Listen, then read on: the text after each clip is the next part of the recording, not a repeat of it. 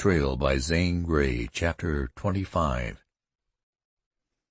A year rolled round. Once again Indian summer veiled the golden fields and forests in a soft, smoky haze.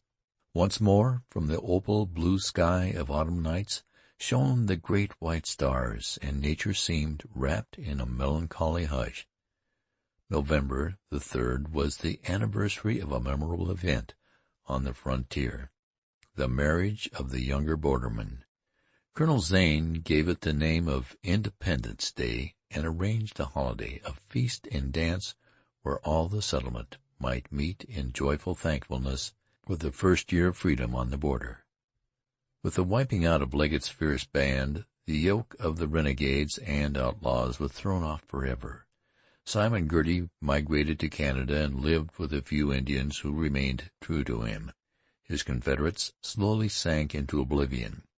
The Shawnee tribe sullenly retreated westward, far into the interior of Ohio. The Delawares buried the war hatchet and smoked the pipe of peace they had ever before refused. For them, the dark, mysterious, fatal wind had ceased to moan among the trails, or sigh through tree-tops over lonely Indian campfires. The beautiful Ohio Valley had been wrested from the savages, and from those parasites who for years had hung around the necks of the red men. This day was the happiest of Colonel Zane's life. The task he had set himself, and which he had hardly ever hoped to see completed, was ended. The West had been won. What Boone achieved in Kentucky, he had accomplished in Ohio and West Virginia. The feast was spread on the colonel's lawn. Every man, woman, and child in the settlement was there. Isaac Zane, with his Indian wife and child, had come from the far-off Huron town. Pioneers from Yellow Creek and eastward to Fort Pitt attended. The spirit of the occasion manifested itself in such joyousness as had never before been experienced in Fort Henry. The great feast was equal to the event. Choice cuts of beef and venison, savory viands, wonderful loaves of bread, and great plump pies, sweet cider, and old wine delighted the merry party. "Friends, neighbors, dear ones," said Colonel Zane, "my heart is almost too full for speech.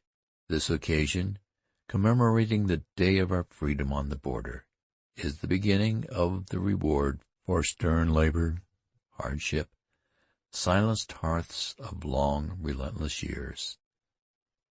I did not think I'd live to see it. The seed we have sown has taken root. In years to come, perhaps, the great people will grow up on these farms we call our homes, and, as we hope, those coming afterward will remember us. We should stop a moment to think of the heroes who have gone before. Many there are whose names will never be written on the roll of fame, whose graves will be unmarked in history. But we who worked, fought, bled beside them, who saw them die for those they left behind, will render them all justice, honor, and love. To them we give the victory. They were true. Then let us, who begin to enjoy the freedom, happiness, and prosperity they won with their lives, likewise be true in memory of them, in deed to ourselves, and in grace to God. By no means the least of the pleasant features of this pleasant day was the fact that three couples blushingly presented themselves before the colonel, and confided to him their sudden conclusions in regard to the felicitous of the moment. The happy colonel raced around until he discovered Jim Downs, the minister, and there, amid the merry throng, he gave the brides away, being the first to kiss them. It was late in the afternoon when the villagers dispersed to their homes and left the colonel to his own circle. With his strong, dark face beaming, he mounted the old porch step. "Where are my Zane babies?"